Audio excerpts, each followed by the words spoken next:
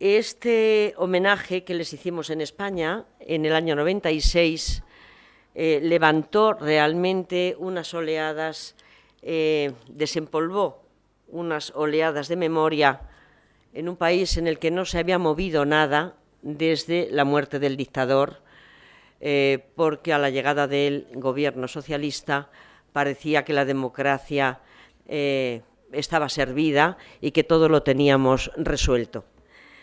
Entonces no nos habíamos parado a observar detenidamente lo que significó aquella transición, como dicen los guerrilleros, transición-traición, y que llevó a una serie de pactos que nos impidieron avanzar y que de nuevo significaron otra batalla perdida, en este caso contra la incipiente democracia.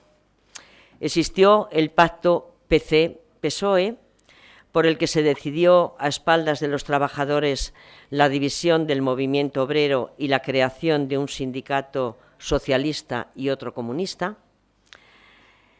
Existió el pacto PSOE con los franquistas, por el que se decidió establecer una constitución muy cerrada y en donde solo cupieran con libertad los grandes partidos políticos, y se excluyera a las minorías y a los movimientos sociales y ciudadanos, y el Estado tuviera la forma de monarquía.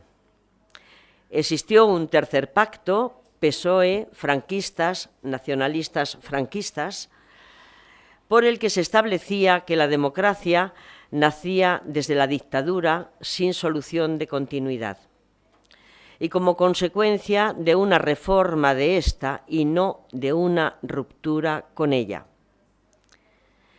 Este pacto garantizaba la inmunidad de represores, ejecutores, criminales financieros, sociales y políticos de la dictadura y permitía la integración de la casta dominante en un sistema democrático sin exclusiones para ellos y con fuertes limitaciones para la oposición social y ciudadana.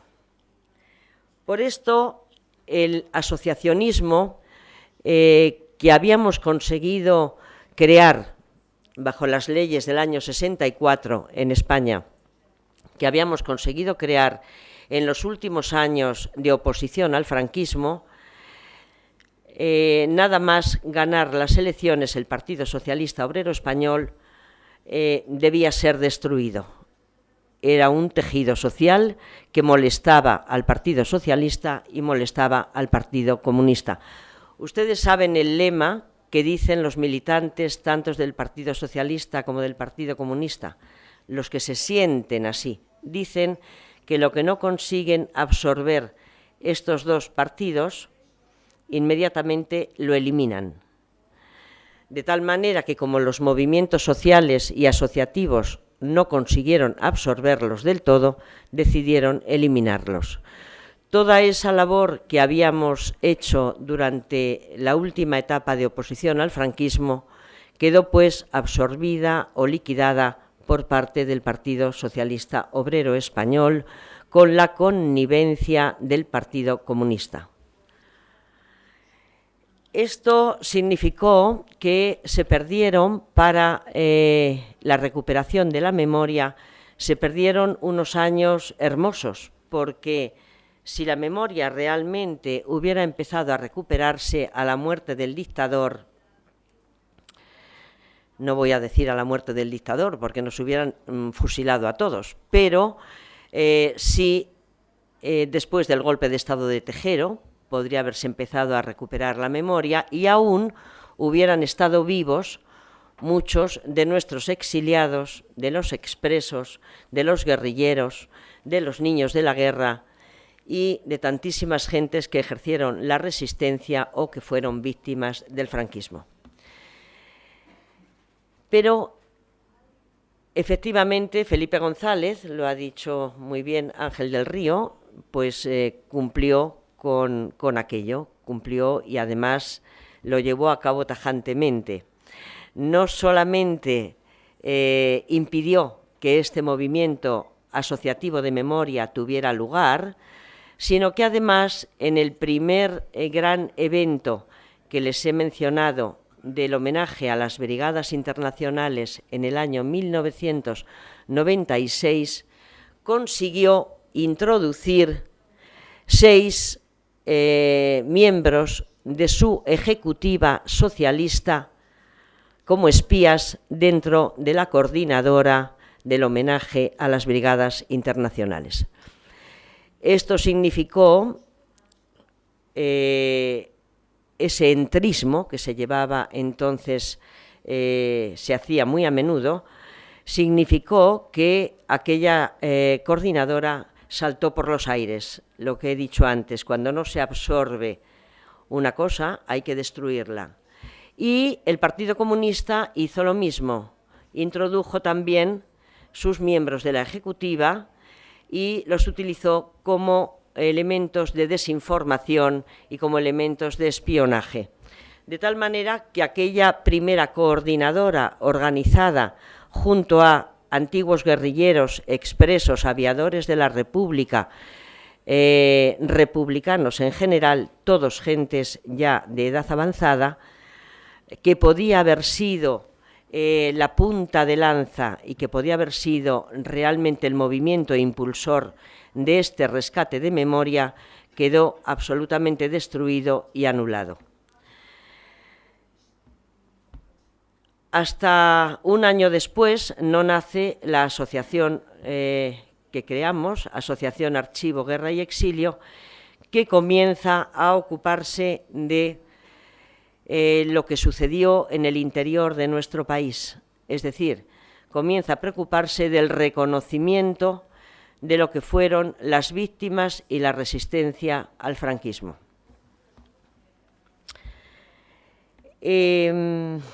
Comenzamos con una lucha ardua con el problema del reconocimiento jurídico, después de conocer al equipo Nizkor y de que el equipo Nizkor hiciera un escrito que se llama, lo mencionaba Antonia en su intervención ayer, que se llama La impunidad y los crímenes franquistas. Era la primera vez que en España se hablaba de reconocimiento jurídico a las víctimas del franquismo y a la resistencia. Hasta ese momento habíamos hablado siempre de reconocimiento moral. Eso quiere decir que cuando llevábamos las proposiciones al Parlamento, al Congreso de los Diputados, siempre se hacían proposiciones no de ley. Quiere decir que no tenían ninguna sustancia ni ninguna repercusión jurídica ni política, tenían únicamente una repercusión moral.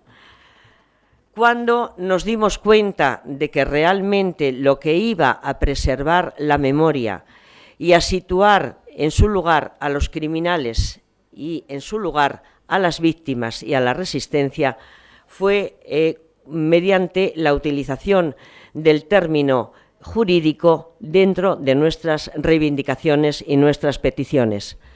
Por eso es por lo que hablaba ayer, cuando presentaba al guerrillero Francisco Martínez Quico, decía que es una de las deudas pendientes que tiene esta democracia, que es el reconocimiento jurídico de los guerrilleros antifranquistas.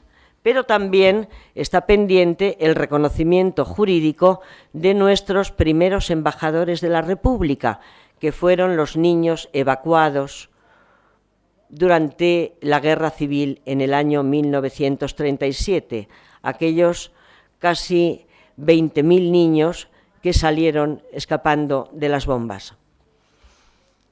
Las víctimas del franquismo, en general, en nuestro país, están sin ningún reconocimiento jurídico. Esto lo hizo muy bien el Partido Socialista Obrero Español y lo secundó indudablemente el Partido Comunista de España. Y terminó bordando este hecho cuando se aprueba la Ley de Memoria Histórica en el año 2007. Quiero recordarles aquí, porque esto, al final hay muchos paralelismos entre su tierra y la nuestra, a pesar de que lo nuestro venga de mucho más atrás. A ustedes les queda y espero que lo recuerden también. Cuando en el año 2004 gana las elecciones el señor Rodríguez Zapatero, se organiza una comisión interministerial, es decir, allí están todos los ministerios, excepto el de Justicia y el de Interior, para hacer que las asociaciones de memoria compareciéramos para poder explicar qué es lo que necesitábamos o qué es lo que reivindicábamos para que esta situación de las víctimas del franquismo y de la resistencia tuviera su fin y ya todo se solucionara en nuestro país. Es curioso cómo esta comisión interministerial, que está presidida por la que fue vicepresidenta del Gobierno con Rodríguez Zapatero, la señora Teresa Fernández de la Vega, convoca a todos los ministerios y no convoca al Ministerio de Justicia. Cuando nos dimos cuenta de esto, entendimos absolutamente la trampa que significaba, era de nuevo volver a hacer un reconocimiento moral. De nuevo seguían sin juicio los asesinos, de nuevo seguían sin juicio los criminales. Creo que ayer dijo que cada crimen necesita su juicio. No todos los crímenes se pueden meter en un mismo saco. Bien, aquí cada crimen también necesita su juicio. Y, por desgracia, con esta comisión interministerial se intentó cerrar una etapa de la historia y todos los documentos que las asociaciones aportaron en estas comparecencias quedaron sepultados en esa comisión interministerial que llevaba el Ministerio de la Presidencia de aquella señora, malhadada señora, vicepresidenta del Gobierno, que terminó o intentó terminar con esta historia. ¿Cómo intentó terminar? Es muy sencillo. Intentó terminar primero diciendo: vamos a abrir la caja de las subvenciones. Seguro que si empezamos a dar subvenciones, aquí se calla todo el mundo. Bueno, pues no solamente abrió la caja de las subvenciones, sino que abrió otra caja peor y quizá esto lo podamos debatir más tranquilamente alguna vez, Ángel, porque hay mucha historia detrás, pero abrió otra caja peor, que era la de libertad para exhumar, para abrir fosas comunes con dinero del Gobierno, pero sin que existiera ningún juez que vigilara de cerca qué es lo que había pasado en esa fosa común, qué gente estaba asesinada allí, quiénes habían sido los criminales y tendrían que ser juzgados como crímenes de lesa humanidad. Pero ella pensó, siguiendo los criterios de Felipe González, que es de donde venía esta señora, no de Rodríguez Zapatero, sino de Felipe González, ella pensó: si se deshacen las fosas comunes, desaparecen las pruebas. Cuantas más pruebas desaparezcan, menos se nos podrá acusar de crímenes contra la humanidad. Y, efectivamente, así ha venido pasando durante sucesivos años.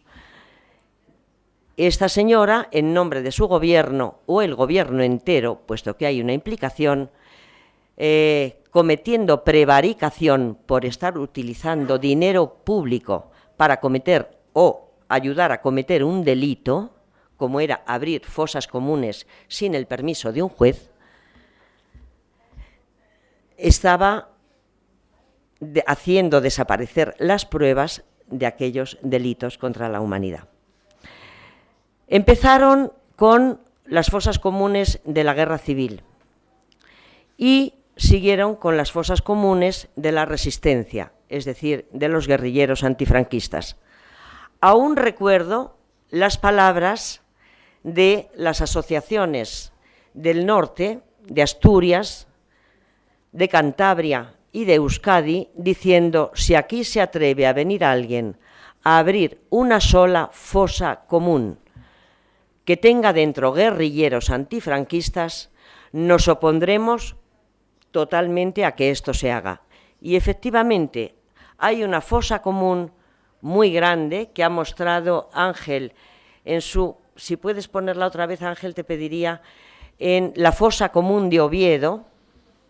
Esta fosa común es un gran terreno, tiene en el centro un monumento, todas las víctimas que fueron asesinadas están allí, hay una gran bancada para que las familias de las víctimas y quien quiera hacerlo vaya a este lugar de memoria, se siente, medite y hable con sus muertos.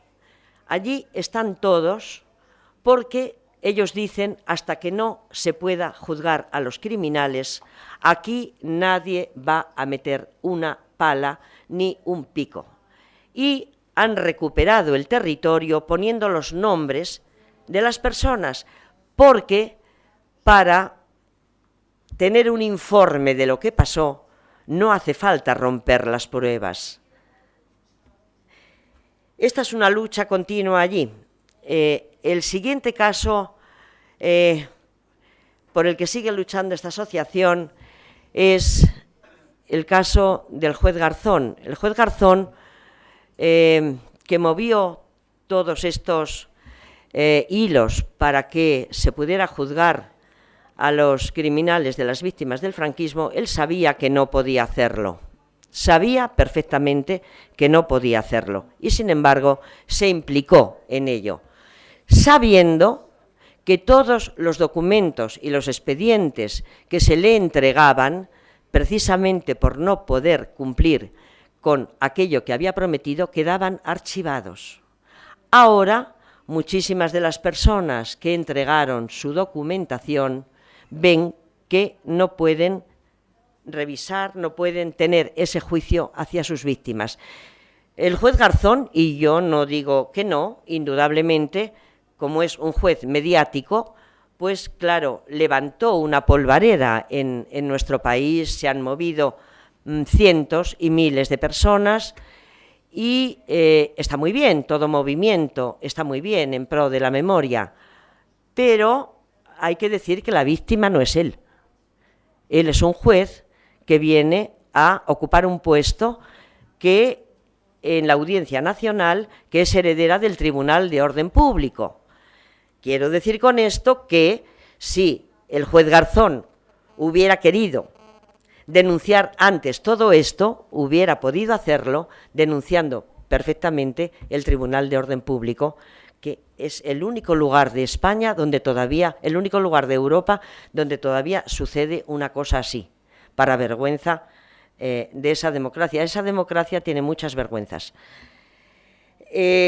Con esto quiero decir que el juez Garzón, en fin, hay que tener, saber que las víctimas son las víctimas del franquismo y de la resistencia y no el juez Garzón.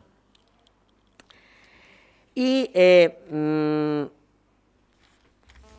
me dicen que son las 14:20 y que queda un conferenciante. No quiero, es tan amplio todo este tema que no quiero dejar de decirles porque pienso que el asociacionismo de memoria, he querido hacer estas dos intervenciones porque quiero que sepan que hay diferentes puntos de vista en aquel país cuando se habla de rescate. Yo no utilizo la palabra recuperación, utilizo rescate, que es un término guerrillero, rescate de la memoria colectiva. No utilizo recuperación de la memoria histórica. La memoria es colectiva y es de todos. los que la sentimos así. No quería dejar pasar este momento sin decirles por qué veo una perspectiva histórica, su proyección histórica en todo esto, porque, y siguiendo al hilo de la ponencia de nuestro compañero Josep Fernández, nosotros nos dedicamos a la recuperación de los archivos en situación de riesgo. Cuando nos llaman de cualquier lugar nuestros exiliados, guerrilleros, etcétera, acudimos e intentamos recuperar esos archivos. Esos archivos, con lo que estábamos hablando ayer del revisionismo histórico, hay que tener mucho cuidado porque las personas los entregan con la mejor voluntad para que los historiadores profesionales los investiguen y puedan realizar los libros de historia, escribir los libros de historia que después vamos a leer las personas de a pie. Es muy importante saber que cuando estos archivos o estas colecciones documentales caen en manos de intelectuales, entre comillas, que decía ayer Pelay Pallés, que son mediáticos o que son personas que se ajustan muchísimo más hacia la derecha, pues estos archivos peligran y estas colecciones documentales también. Así que hay que tener mucho cuidado con ver quién investiga qué cosas. Por ejemplo, diré que de la División Azul, miembros de la División Azul han intentado entrar en el Archivo Regional de Madrid para investigar directamente los listados de los niños de la guerra que fueron evacuados a la ex Unión Soviética. Y querían hacer esto porque querían hacer un libro en el que veían, ellos intentaban explicar que los niños de la guerra habían ido allí forzadamente y que en el fondo hubieran querido educarse en un país donde ya Franco había ganado con el golpe de Estado.